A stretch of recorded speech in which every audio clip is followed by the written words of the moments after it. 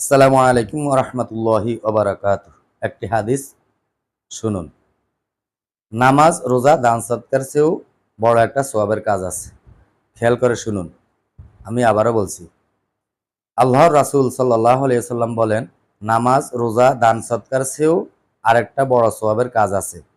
আমি তোমাদেরকে সেটা বলবো না? সাহাবাগণ বললেন, হে আল্লাহর রাসূল, সেটা কি? রাসূল সাল্লাল্লাহু আলাইহি ওয়াসাল্লাম বলেন, দুজনকে মিলিয়ে দেয়া। সুবহানাল্লাহ। আমরা মনে করি নামাজ পড়তে পড়তে কপালে দাগ ফেলে বড় বুজুর্গ হয়ে গেছি, নফল রোজা রাখতে রাখতে আমি বিশাল বড় বুজুর্গ হয়ে গেছি।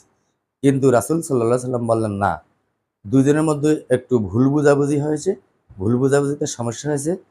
তুমি যদি মিডিয়া হয়ে তাদেরকে মিলিয়ে দাও, এর চাইতে বড় সওয়াবের কাজ আর হতে পারে না। আল্লাহ পাক রব্বুল আলামিন আমাদেরকে তৌফিক দান করুক। আমরা যদি দেখি দুইজনের মধ্যে কোনো ভুল বুঝাবুঝি হয়, আমরা তাদেরকে মিলিয়ে দেওয়ার চেষ্টা করব। এই বড় সওয়াবের কাজটা অর্জন করার চেষ্টা করব। আল্লাহ পাক আমাদেরকে তৌফিক দান করুক। ওয়া মা তৌফিকু ইল্লা বিল্লাহ। আসসালামু আলাইকুম ওয়া রাহমাতুল্লাহ।